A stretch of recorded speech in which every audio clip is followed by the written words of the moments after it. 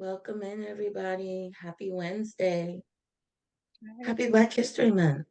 Yay. Yay, Black people.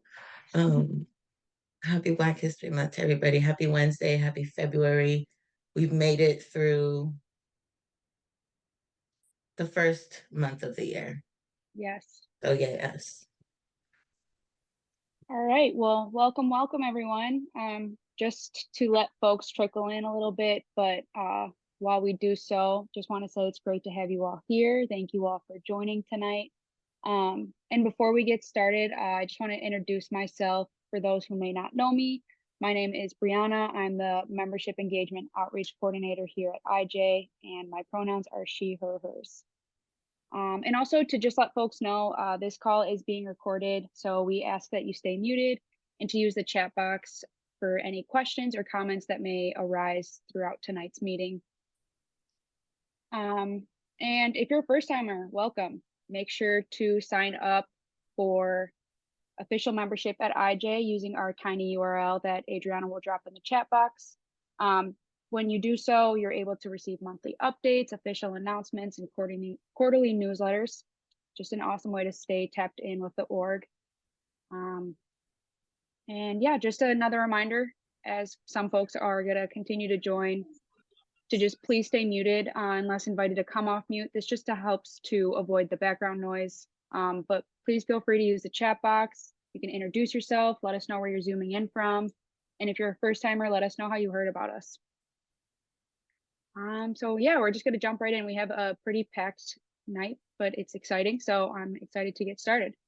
But before we do so, I just want to share what we have in store for you all. So we're going to kick it off with just a little brief grounding exercise, just like last month. Folks are welcome to stay on or off camera at this time, whatever you're most comfortable with. After that, you'll hear a few organizational updates from Adriana. And then the bulk of tonight's meeting will include an amazing presentation from our partner organization, IJ Action. This will be focused on primary election resources. So it'll be awesome. I'm super excited to see what it is all about. Okay, yeah, and I think we can just get started with the grounding exercise. Just to get us started, we wanted to take a few minutes to just hold the space we're in right now.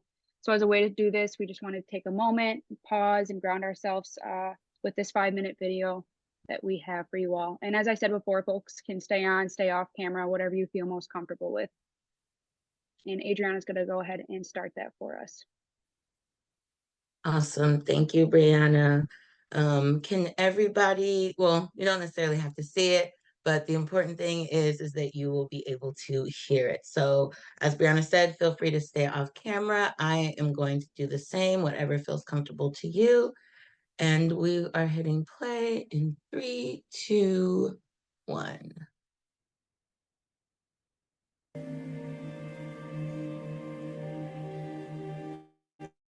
Thank you for joining me for today's practice. Let's take a comfortable seat, perhaps with a cushion or block to elevate your hips.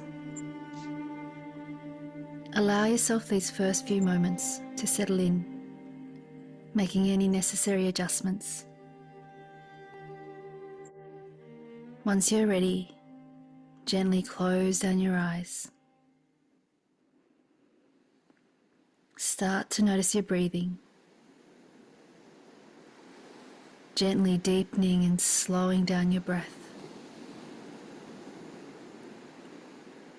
Take a deep inhale through the nose and out through your mouth. Once more, just like that. Deep inhale through the nose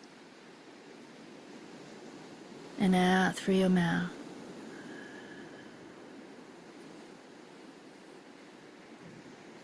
Allow your face to soften, releasing the jaw,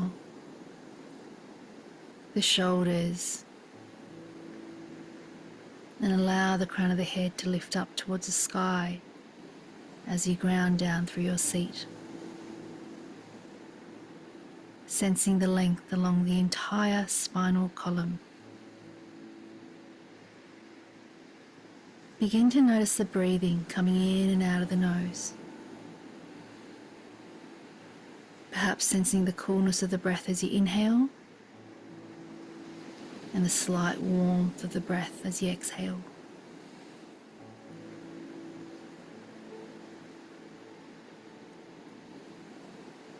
Allow the breath to be as it needs to be. Some breaths might be long, some might be short.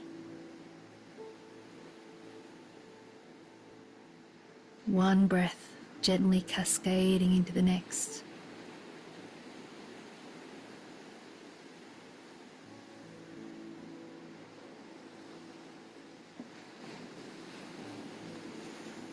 Imagine your mind to be as spacious as a vast, open, clear sky.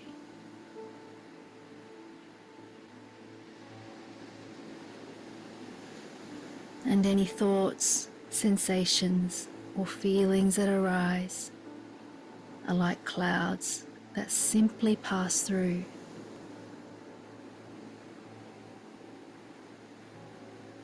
Observe and recognize them,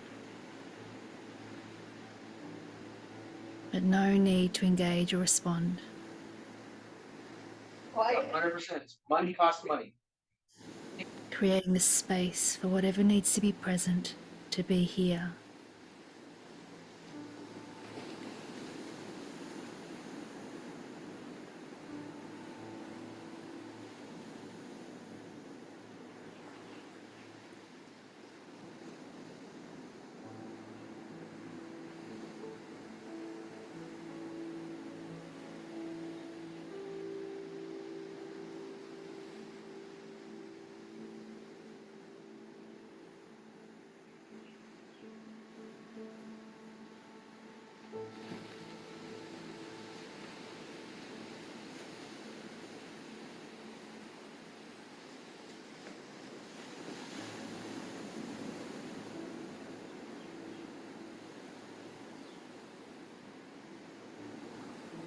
Notice the space that you've created and continue to lightly follow your breathing. Place your left hand over the center of your chest and then your right hand on top of the left. You may feel the grounding sensation of the hands on your chest and allow the breath to softly deepen into that space. With each exhale, softening and letting go.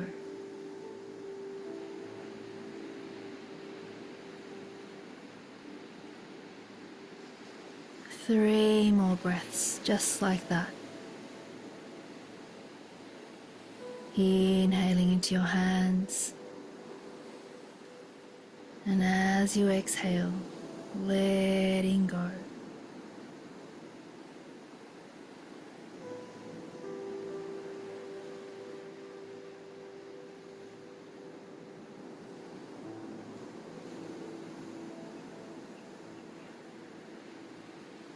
Allow your hands to release down by your side onto your thighs.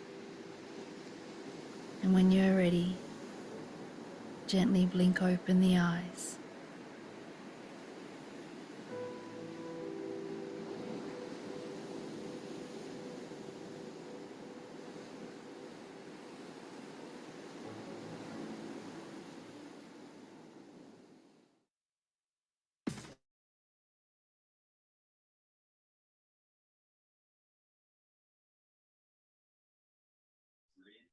And so you hit the outskirts, which I think. All right. We're going to invite folks to come back into the space, turning cameras on, things of that nature whenever you feel comfortable. Again, it's not mandatory, but we love to see your beautiful, beautiful faces. All right, well, thank you for indulging us again with these groundings. As I said last month, I'm really excited to be bringing these types of things back into the space and just giving us time to just momentarily reset before we hop into business. So again, I just want to welcome everybody into the space. My name is Adriana Griffith. For those that may not know me, I am the statewide advocacy manager here at Initiate Justice, and I use she, her pronouns. So for this next piece of the meeting, before we hop into and pass it along to our community partner and our sister organization, Initiate Justice Action, for their presentation, just have a few IJ updates for y'all over here on the 501c3 side. So really quickly, just an update on our policy package. So still being developed and finalized. All of that stuff should be finalized by next week, the week after. And so next month, our policy team will be here in space for our March monthly meeting to talk about and unveil the policy package for 2024. I also will remind folks to stay muted. Even if you're just coming in, I know sometimes you just come into the Zoom and it automatically has you on unmute. So just remember when you come into space just to mute so we don't have that background noise and things like that.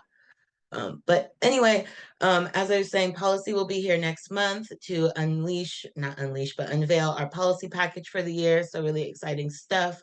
Also wanted me to let folks know this year that we'll be playing a lot of defense in particular when it comes to defeating bad bills that are passing through the legislature on a lot of key issue areas. So issue areas such as retail theft, Prop 47 rollbacks, the war on drugs, and 3 strikes expansion.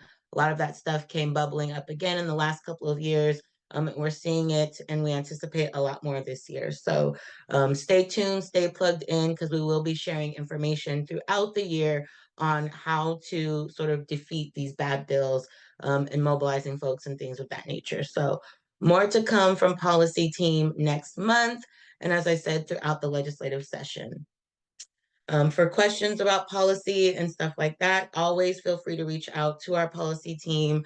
You can reach out to our policy director at greg@initiatejustice.org. He's always happy to talk to folks and answer questions about any policies, whether there are bills or not, just making sure that folks really understand the process of everything. Also, in terms of inside membership, so switching gears just a little bit to our inside membership department. And so next week, I feel like it's next week, we are having not a small, but a volunteer event at our offices in downtown LA next week on Thursday, the 15th. So I am going to drop something into the chat really quickly and just has all of the info. Oh, thank you, Brianna, for dropping all of that into the chat. Appreciate that. And so, yeah, join us next week, Thursday, February 15th from 6 to 9 p.m. at our offices in downtown LA. So specifically to help us log in free the vote surveys that we got from all of our members inside. And so the address and everything is into the chat. We do have a sign up form. So if you do plan on coming, please use the sign up form at tinyurl.com/IJ volunteer night. And really, it's because we're going to be feeding y'all and we want to know how much food to order. So we want to make sure that everybody that comes leaves with a full belly, gets something to eat, and nobody goes without. So if you do plan on coming, definitely fill out that form. And if for those of you that maybe can't attend in person, but you still want to help out, still fill out the form so we can know that that is something that you want to do. And Crystal, our inside membership manager, will follow up with you on more on next steps. Any questions for that event? Awesome, good stuff. If any questions at all, definitely reach out to Crystal. And also just in terms of website stuff, so some updates from our comms team. You can now find key legislative and election updates on our website calendar, as well as our events. So for those of you that have been following us for a long time, you know, on our website page, we have a list of calendar events. It's typically all of our IJ meetings and things of that nature. This year, we've also added key election information, so dates, like when is the last day to register, when ballots are going to be mailed out, the date of the election, etc. So you can find all of that information on our website, as well as other resources for where to go to get additional voting and election information. So you can find all that at initiatejustice.org/calendar. Thank you so much, Brianna, for dropping all of that information into the chat. And final update, last but not least, before we turn it over to Jay, a call to action for those of you in the LA area. And so for those that may not know, the Assembly has created a select committee on retail theft. So this isn't a standing committee like a public safety committee or appropriations. This committee is put together specifically to discuss issues around retail theft. And so this committee is actually going to be having a hearing in person in LA, specifically West Hollywood. And that is going to be this Friday, February 9th from 9 a.m. to 12 p.m. noon at the West Hollywood City Council chambers in West Hollywood. So thank you, Brianna, again for dropping the information into the chat. But we really want to encourage folks that are in the area, that are from the area, to show up and show out.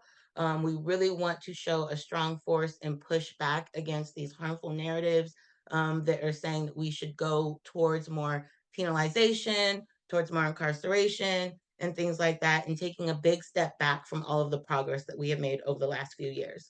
And so we really want to encourage folks to show out. If you have an IJ shirt, we definitely want you to wear that and just show up and be in space. They are going to be asking folks for public comment. So this is an informational hearing as well. So this is not on any particular bills. It is just an informational hearing. So they'll just be discussing the issue overall. And so they are going to open it up for public comment. We encourage you to make public comment if you are going to go. It is not mandatory, but it's something that we want to encourage you to do. Just get your voice out there and let them know that if you're from that community and you are opposed to more punitive responses and things like that, show up and let them know. Let them know. Particularly if you're from the West Hollywood area. That really goes a long way with the folks that are on the committee because they are from those districts. And also there is a form that was dropped in the chat as well. So if you're interested and you know that you are going to be going, fill out that form so that we can know. And if you're interested in doing public comment, what will happen is you'll receive an email tomorrow sometime with a copy of some talking points that you can use to really craft your public comments and your messaging so that it really, really drives home the point that these types of responses, punitive responses, don't work. And we should be looking at ways to tackle the root of the problem and not just put a Band-Aid on it and not further incarcerate people. So that being said, are there any questions about any of the updates? How to get an IJ t-shirt? It's a good question. So many of our past members have gotten t-shirts from past giveaways that we've done. Other folks have got t-shirts because they have gone through the Institute of Impacted Leaders. And so the Institute of Impacted Leaders is our 12-week organizing and training program. Folks who go through that program get a black t-shirt that says Institute and they become outside organizers. So that's a couple of different ways to get t-shirts. And also, as I said, sometimes throughout the year, we do like giveaways and things like that to get IJ t-shirts to our communities. So stay tapped in, pop up at some of the events that we might be at in the community, and you may score yourself a t-shirt. Any other questions about your welcome? Any other questions about any of these updates, policies, retail theft hearings, websites? Amazing. I love it. Everybody's good. That means I explain things very well. I appreciate that. So I am going to pass things back to Brianna to kick us off and introduce our guest speaker for the evening. Awesome. Thank you so much, Adriana. Okay, so as stated, tonight's presentation is all about the 2024 primary election. We're very lucky to have Jay from IJ Action, our partner organization. Jay, thank you so much for being here tonight. He's gonna present and share just some crucial tips and resources you all can utilize. So once again, please be sure to stay muted during this, and there will be a time for questions at the end. So without further ado, I'll pass it off to you, Jay, to get us started. Again, thank you so much. Hello, everyone. How's everybody doing tonight? My name is Jay Hoppy Sr. I'm the staff committee organizer for Initiate Justice Action. And I'm speaking to y'all here tonight in that capacity. I see a lot of familiar faces in the audience in the Zoom boxes. So just dope to be here. Feeling a little nervous tonight, which is crazy, but just goes to show how much I love IJ as a whole. So I'll try to share my screen if I have permissions. We're going to go through a brief presentation about the primary election, which is going to be on March 5th this year. So we want to, make sure to let folks know that this presidential primary will be on March 5th. Unlike in past years when it's been like later in the year, in November, they wanted to move it up so that way it could kind of be on par with the rest of the nation primary election. So yes, so here we go. So again, I am here representing Initiate Justice Action and Initiate Justice at IJ Action. Our mission is to mobilize the power of people impacted by incarceration to advance progressive policies in California.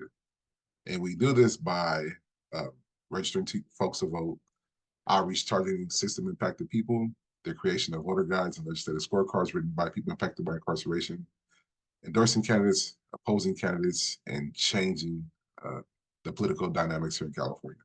So if we do all those things at the top, those first three things inevitably will ultimately affect that fourth, which is to change the political power dynamic in the voting blocks here in California. So that's what we aim to do. So as folks mentioned, so IJ Action is a partner or sister organization of Initiate Justice, which Initiate Justice is a 501c3 organization. As a 501c4 organization, Initiate Justice Action, we can endorse and oppose political candidates. We can work on political campaigns or legislation that falls within our political ideals. And we have no restrictions on lobbying timeframes. So that's the difference between the 501c3 and a 501c4. One being a public charity, the other one being a political nonprofit. So it's important to understand the difference between the two. And we do that work to, again, build systems of care and abolish systems of harm here in California, to uplift incarcerated voices and stories, and to reunite families. So it's just another ring on the political ladder that we're climbing, hoping to continue to diversify those advocacies. And so with that, we'll start tonight with the brief check-in question. And so I'm going to pose this question to the audience is, which policies have had a positive or negative impact in your life? And this could be policies, could be candidates, it could be bills or anything else like that. And we do have folks want to just unmute real quick and call some out. It could be a number of different things just to get the blood flowing. I could call one out. For in terms of policies that have had a positive or negative impact on my life, I think one, sorry, y'all. I think one policy that has had a positive impact on my life. I haven't fully taken advantage of it yet because I'm just lazy and busy. But was the bill that I think it's an SB bill. I can't remember the number, but it passed within the last couple years, and ARC was like I think the primary co-sponsor. And it basically just opened up Fresh expungement starter. opportunities for folks. Yes, there we go. Yeah, Yeah. it basically just opened up the ability for expungement and things like that for more like charges and more crimes. And Yes. then also there was another one that I heard about in terms of like when you go for record cleaning, expungement and things like that, like some of those fees that used to be attached to the paperwork like are no longer there. Yes. So those are like I think really positive impacts from my life in particular because I'm starting that process, and just for everybody else who's also like formerly incarcerated or have loved ones who are formerly incarcerated as well. No, that's a great example. Would love to see that bill be universal. I think that was Rob Bonta's original bill, and then the cleanup bill was the one that expanded it was the ARC bill. That's pretty dope. So yeah, like that's a perfect example, Adriana. Thank you for that. Some other examples might be some negative impacts. For instance, like myself, might be gun enhancement. Having served extra 10 years on a sentence for gun enhancement, gang enhancement. Some political leaders, maybe like the governor, could have possibly negatively affected a parole board date, or um, you know, other types of requests, as well as just different policies. So that's important to know, is that all these things that we experience in life, especially um, on this side of advocacy, is all something that has been voted on, or a person that has been voted for who put someone in place to make that decision. And so that's just a brief synopsis of why voting is so important. When you just thinks about the daily impacts of life, it controls everything from the cars we drive, the clothes we wear, to how we're able to interact with our loved ones. So voting is very important. And so one thing, as a 501c4 Initiate Justice Action, we do produce our own voter guides. And so our voter guides are written by people impacted by incarceration, directly for people who are impacted by incarceration. As you can see on the last two slides, our wonderful voter guide models, we had the executive director from IJ Action on one. We have Adam on this one. So it's so dope to see community members have an opportunity to be a part of these projects and to represent for the org. Just a brief overview of some of the things that's covered in our voter guide. So of course we cover candidates that are running, we cover whether or not they're incumbent. We also do their background on the way that they voted for key CJ reform bills here in California. We give you a grade based off of those votes. We talk about the campaign financing they accepted, and other relevant background into their policy platform and public safety ideals. And so with that, we just make this guide to make it an accessible format for folks. And if you're interested in that, you could definitely sign up on our email list and receive the digital version of that guide, as well as our scorecard. And so again, as a brief reminder, the California presidential primary election this year is on Tuesday, March 5th, 2024, which I think this is the first year that it's going to be on March 5th in a long time. So I want to make sure that we remind folks about that. So really, the election is less than a month away. So it's important that folks really get into that voting spirit and get ready to fill out those ballots. So briefly, just want to take an overview of some of the things that you may see on your ballot. And also, as well, Adriana, I don't have the chat pulled up. So in case someone asks a relevant question or something like that, just let me know, please. I got you. I appreciate you. Yeah, so some of the things you're going to see on your ballot, you're going to see, so when you fill out your ballot, you're going to see three primary categories in your ballot. You're going to see your federal, you're going to see your state, you're going to see your local. At some time, folks have believed that, hey, the federal or presidency is the most important, and they just vote there and just kind of leave the rest blank, or just go by name guessing or name recognition, or just, kind of fill it out, kind of not. And so that's why it's important to just really take the ballot in, see what's on there, assess it, and fill it out to the best of what you think is the best outcome for your community, as well as your community spaces. So again, some of the things you're going to see on your ballot on the federal side is going to be your U.S. Senator, your member of House of Representatives, and of course the President, which I don't know why that's not on there. On your state, you're going to see governor, your constitutional offices like your Secretary of State, Attorney General, State Board of Equalization, U.S. Senators, the state assembly members, who we interact with often as the state senators and assembly members here at IJ. You're going to see your California Supreme Court justices, and you're going to see a different number of ballot propositions. This one says 7. That was from the last cycle, I'm sure. I think we have about 4 approved so far.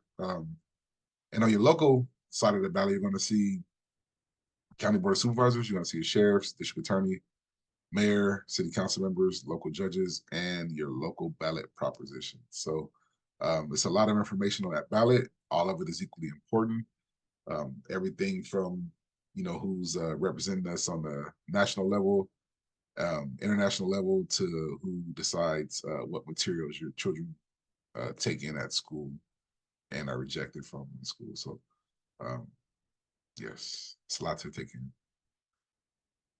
And so I'm not going to get into reading off all these paragraphs, but of course your U.S. senators are the U.S. senators and your House of Representatives are the two houses in the bicameral legislature that we have on a federal level, similar to the way that our state legislatures is modeled after.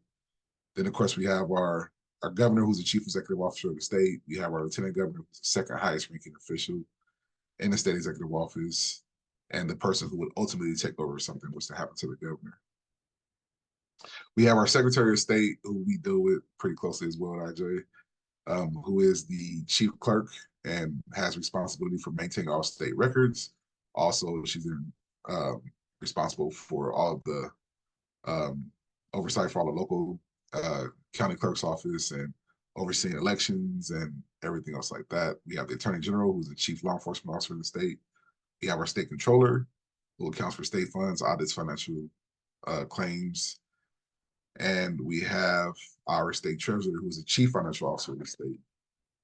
We have our California superintendent of public instruction, which is Tony Thurman, who again holds a very important role in California. As we see in some other states, a lot of these roles haven't really been too much in the media, but again, with some of the other states, and then now even in California, in some areas like in Riverside, some other places, certain things are being challenged in schools and education, and so that's where you see these positions becoming more notoriety, be able to see kind of what their responsibilities are. So we're all being awoken to certain things that historically haven't really been too much of a controversy, but we have the California Insurance Commissioner, and you're going to see your State Board of Equalization. And just as a brief little story, this is why just researching that ballot, who's on that ballot, is very important, because when we were doing our endorsements last cycle, we came across this section with the State Board of Equalization, and none of us knew what that was, what that board was for, who they were, and so we thought, like, hey, should we think about endorsing these people? Do we, what's the point? And so we looked it up, and we seen that, hey, these are the people who control our taxes for our property taxes. So these are people who have say so over how that money is spent, where it's allocated toward, and stuff like that. And so we kind of went into it like, okay, we'll see. And during our interview section, one of the candidates who was running for State Board Equalization, he spoke to us really strongly about IJ and how much he did it. You can tell he had researched the org and studied what IJ and IJ Action had done as a whole, how much he appreciated us, and the fact that he wanted to see how he could help in his role if he was to be elected through the Board of Equalization, and see how he could use that position to help end or deter or to stop mass incarceration. And then he realized that, hey, California had private prisons, and the State Board of Equalization had allocated certain money to that particular side of things. And so he was saying, hey, well, if I was to get this position, this is how I would change things. And it just goes to show you that there's a place where abolition intersects with everything, every profession, and that particular candidate found his way. Unfortunately, he didn't get elected, but it just goes to show just the power in this and having these conversations and holding folks accountable. So again, we have the state senator, which is the members of the upper house of our bicameral legislature here in California. We have the state assembly members, who are the lower house. So as we know, state senators, they are elected for 4 years, and they have about 1 million people that they represent. And state assembly members are elected every 2 years. I believe they have 500,000 people that they represent.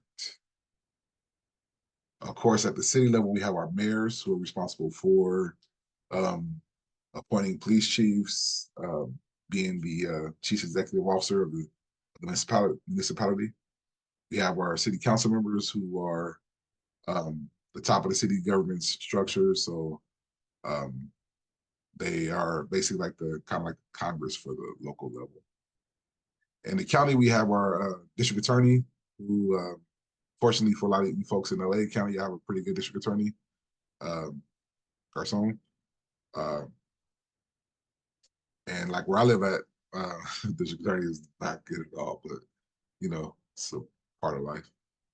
We have our county board of supervisors, who is basically like same thing as we're basically like in charge of oversight for all of the county, making decisions as far as the county level, especially in the unincorporated areas.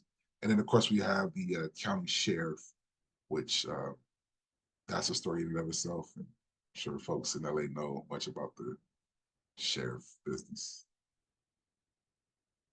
So just to get into it, so some things to go over. To be eligible to vote in California, you have to be 18 years old, 18 years or older. You have to be a U.S. citizen, a resident of California, and not currently incarcerated in a state or federal prison. So some things that folks have been confused about in the past. Folks who are in county jail can vote. The only folks who are in county jail that cannot vote are folks who have been sentenced to a state prison sentence and are awaiting transfer to prison, to state prison. If you're in, if the person is in state, if the person is in county jail and they're serving their prison sentence, they're in county jail, they can vote. If folks are waiting in pretrial, of course you can vote pretrial. And folks who are in MCRP, because that's technically still prison, cannot vote. So it's kind of confusing at that level, but everyone in county jail can vote unless they're awaiting transfer to state prison. So just for some clarity purposes on that. And yeah, so I could stop there and see if there's any questions so far, because it's been a lot of information. So if folks want to ask any questions about that, we could pause for a second.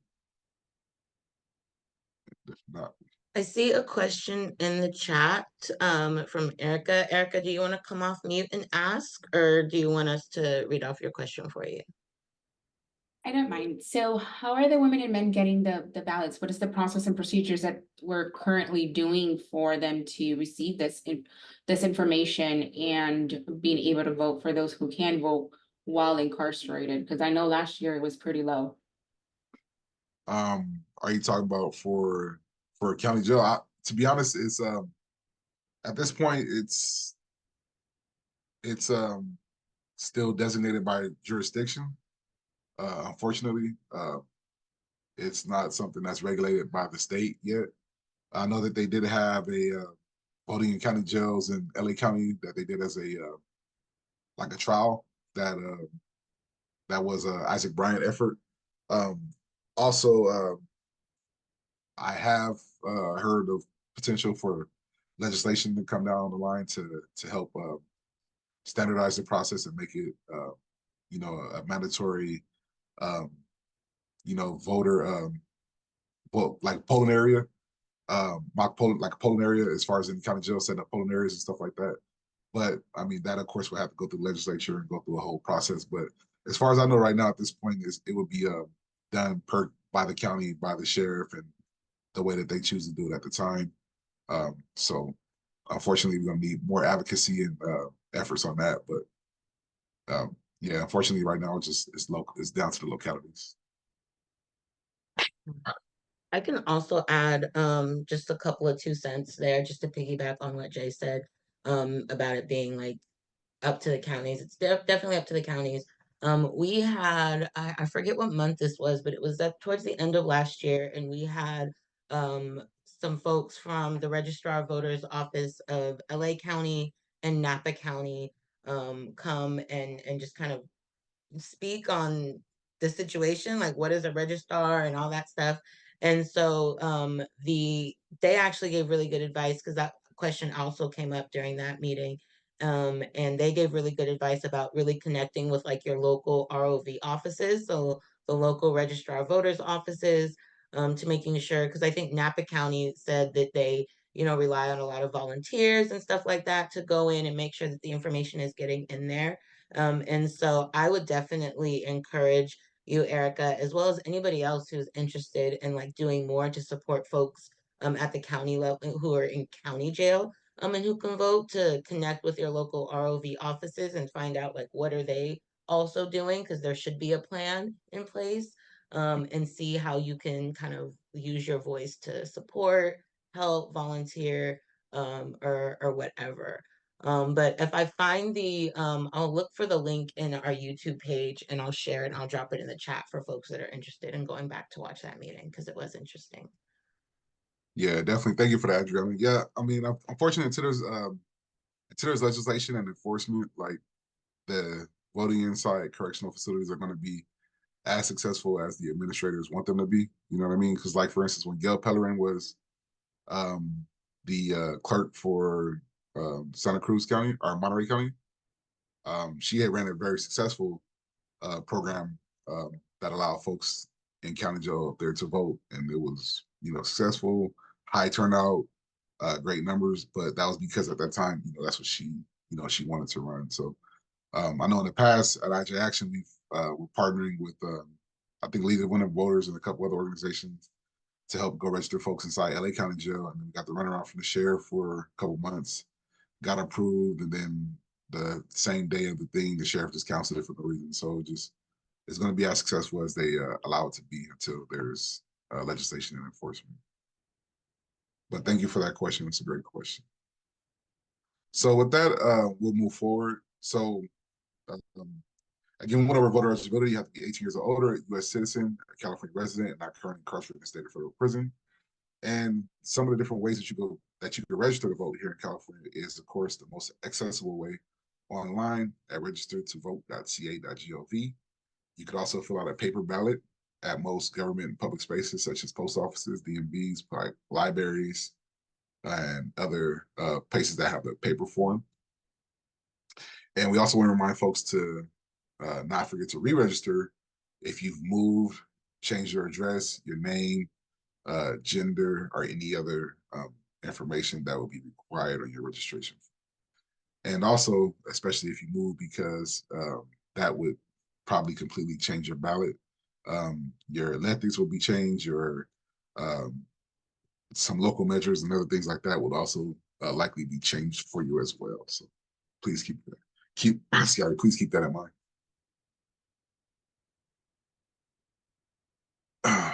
So I want to ask this question right now. Pose this question: is, are you registered to vote?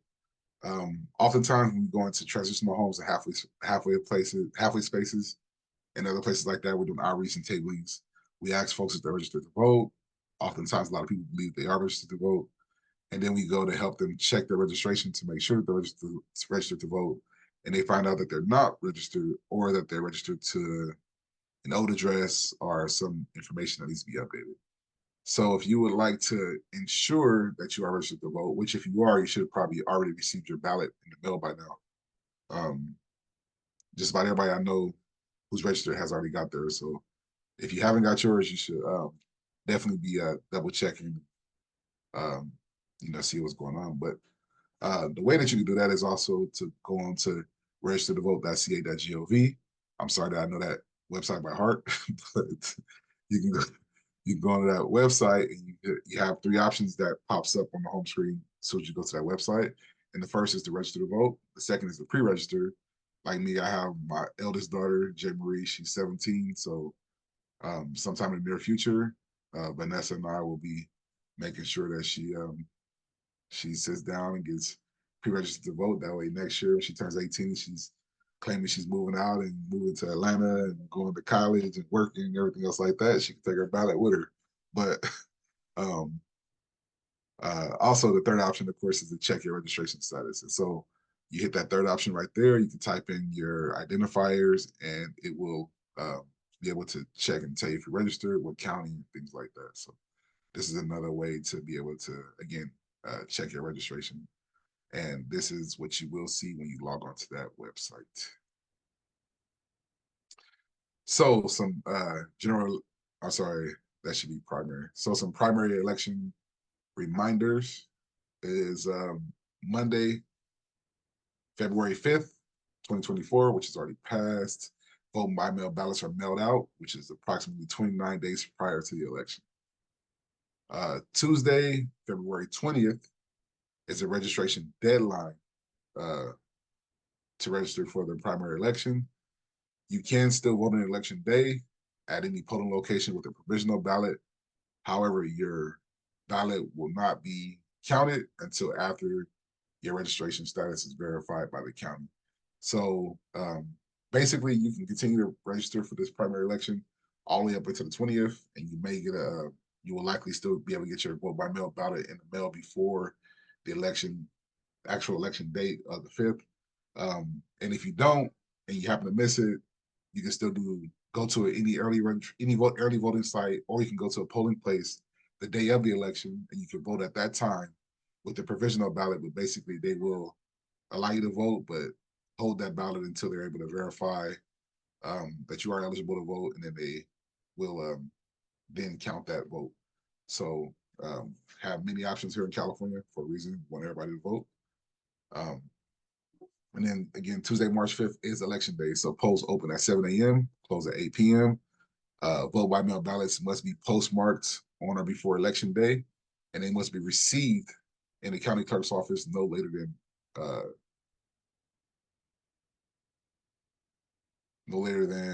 that's not November 15th, sorry.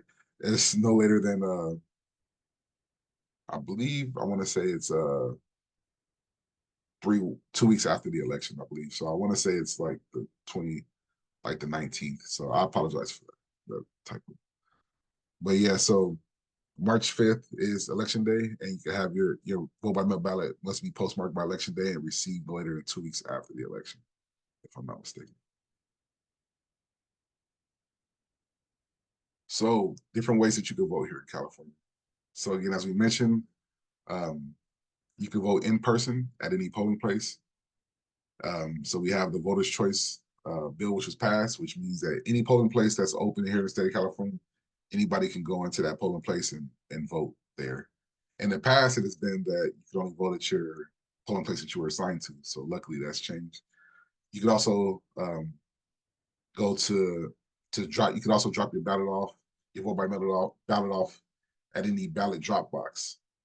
So throughout the county around election time, you'll start seeing these boxes pop up at certain places. Also, there's a website somewhere we can go online and look and see where these boxes are in your area.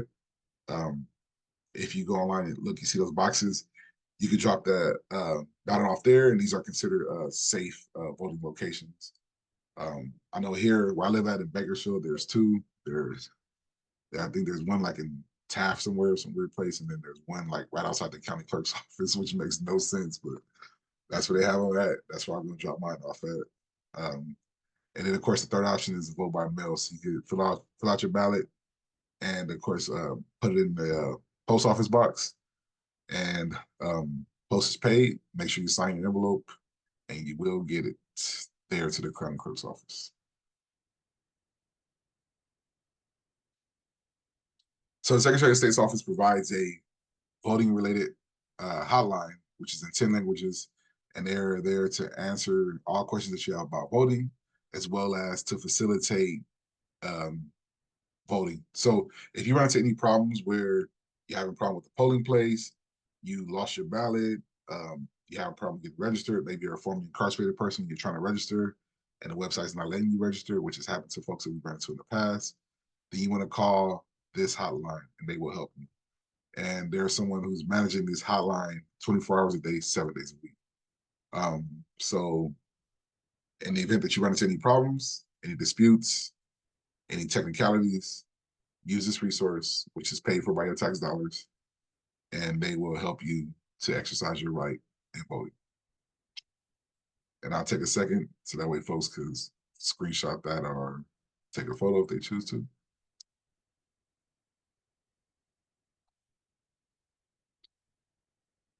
And of course, here in California, we have what's called ballot tracks. Some other folks reference it as "Where's my ballot?"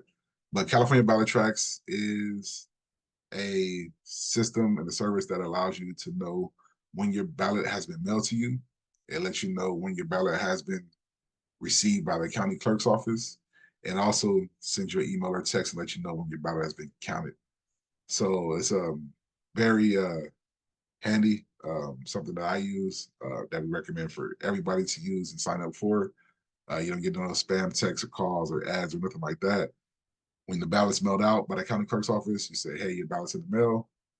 hey, your ballot was received. Hey, your vote has been counted. So it's a great peace of mind to have, as well as just to have that accessibility and know that, especially in these times, that hey, everything is taken care of, and to know that our elections and everything is secure and safe, and just again, another peace of mind measure to have in your toolkit. And so at this time, we're going to go over a brief review of what it would look like if you were to register. For folks who are not registered, who are on this call, feel free to pull out your smartphone, device, secondary devices, tablet, something like that. And if you want to walk through the steps as we do it, you can get registered right here at this moment. So again, if you go into www.register2vote.ca.gov, all one word, this is what will come up on your screen. If you have not registered to vote, if you need to register, if you need to re-register, or you need to update your registration or anything else like that, you would of course click the top one, register to vote. This is the first question that you will see. Is I'm one of the following: U.S. citizen, registered U.S. citizen, U.S. citizen, a resident of California, or whichever applies to you. The next question would be your age. Of course, if you're 18 years or older, then you'll fill in the prerequisite information, name, email address, confirmation, and then phone number, which I actually kind of recommend that. I'm not recommend, but I mean, if you put your phone number on here, just know that your phone numbers are posted at the polling place. And it's not a horrible thing, but you do kind of get those, hey, can we get your support? I'm like, bruh, stop calling. But it's all part of the politics. So this, of course, will be the second screen that you will see. The third screen would just be some more, again, prerequisite information, date of birth, where you're born, things like that, things that you would expect to fill out on this type of application or registration form. You have your home mailing address. I'm sorry, your home address, which is, again, very, very essential, because this is going to determine which ballot you get. My ballot, for instance, where I live at, is different than the ballot that my mom and father would get, who stay north of me by about 4 or 5 miles. My ballot is different than my cousin's ballot, who stays 3 miles to my east. So you definitely want to make sure that this is accurate. And then again, for folks who are registering for a different address. So if you're registering for one address where you live at, but let's say, for instance, you might be houseless. Let's say you might be in between, you might be experiencing something, whatever the case is. If you need your ballot mailed to a different address than you're registering to vote at, then that's no problem. You click this first box right here, and then you can type in that second address that they will actually physically mail your ballot to. So oftentimes for houseless folks, for instance, there may be just an intersection to put in, that they might register at an intersection, but they may have their ballot mailed to a sister or a brother or someone else's, a loved one's address. That's to help facilitate that as well. So you have a registration address as well as a mailing address, and again, other information that you would choose to fill out. For the purposes of this primary election, due to the fact that we have closed elections and now they're doing these crossover ballots, if you are registering for one party, just know that if you're not registered for a particular party, you may not be able to vote for a candidate from the other party unless you have a crossover ballot or unless you re-register for that other party. So that's very applicable for this primary election. So whatever party that you register for is going to be the party that you're able to vote for, unless they have an open election and open primary. And right now in California, I know that they're making you request a crossover ballot in advance in order to vote for those other candidates. So just something to keep in mind. Okay, and so again, here in California, all registered voters will receive a vote by mail ballot. They used to be called absentee ballots. We don't call them that anymore. You're going to receive a vote by mail ballot in the mail. As soon as you get registered and your registration is validated, you'll get that vote by mail ballot in the mail. This is some more information that you have to fill out as far as accessibility. Do you want to volunteer? And other things like that, some other relevant information. And they're going to ask you if anybody helps you fill out your ballot, you know, that you consent to using your DMV signature to validate your ballot. And that's something that we have to consent to. If not, then there's no way to verify that this is you actually voting. And one thing to remember is to sign your ballot, assign your ballot with the same signature that you have on your ID or driver's license, because if you do not, it will be rejected and your vote may not be counted if you don't rectify it. So always try to remember to sign it similar to the signature that you signed on your driver's license. Even if you have to pull it out and look at it and remember the signature that you used before, because if not, then they won't have no way to validate that it's you who were actually casting that ballot. My partner went through that several years in a row, so make sure that we put in the right signature. And so with that, just a little opportunities, IJ Action, having some member-led ballot parties, several places throughout the state, Los Angeles, IE, Frisco, San Diego, North, Bakersfield, San Diego South. Community spaces for community members to come together, fill out their ballots together, have, you know, some refreshments and just chill. If you're interested, the RSVP link is below. And yeah, so just, you know, a great place to build community and have some community conversations. And with that, we'll want to, again, thank you all for allowing me to come and present for Initiate Justice Action. Folks interested in signing up to a mailing list, there's a QR code at the bottom. Thank you all, and appreciate the opportunity to speak with the amazing members here at IJ Action. There's so many comments. I'm so interested to see what folks are saying because I can't see the comments. And I apologize if I seem a little bit loopy, but I do have COVID, so I did come back to work just today to do this presentation. So forgive me if I stuttered a little bit or seem kind of dry. I appreciate you all. Well, Jay, we appreciate you for coming to present to us, and you over there with the COVID. Oh my God. Yeah. Well, get well soon. Thank you for being here. I feel so, I'm like, oh, he got COVID and he up here telling us about election stuff, but we appreciate it. Thank you so much. You got a lot of love in the chat. Some questions did come through in the chat, but I think we were able to kind of ask them as they go. Okay, yeah.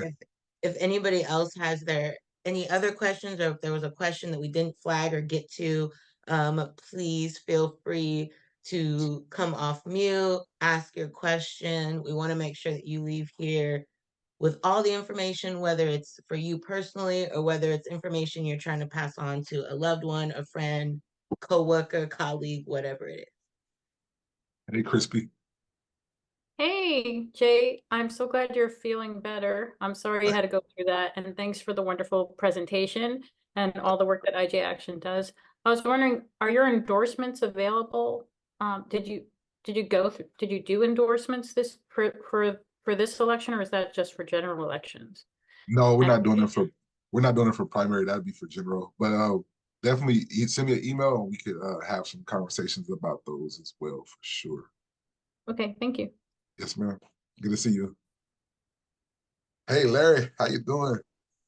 I had a Anybody? question too, of just for folks that may be new to IJ or IJ Action or whatnot.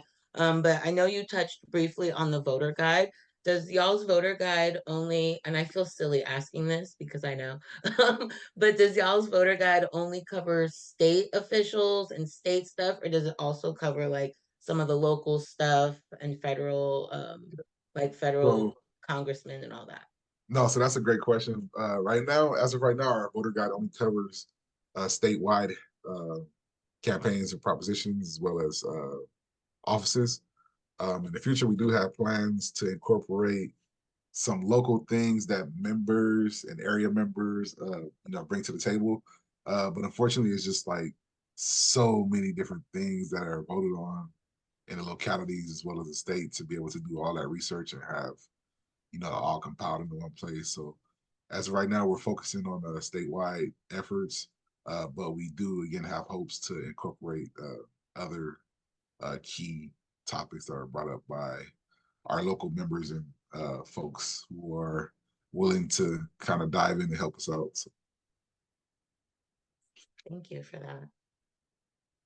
is there any questions, any comments, anything? I think it's just lots of thank yous in the chat. Like there was some like I was doing a lot of talking as well. Like I was just two sentencing my way through the presentation. I'm like, I love ballot boxes, but something about going to on voting day just hits different for me. I don't know. It just feels a little bit like I did it.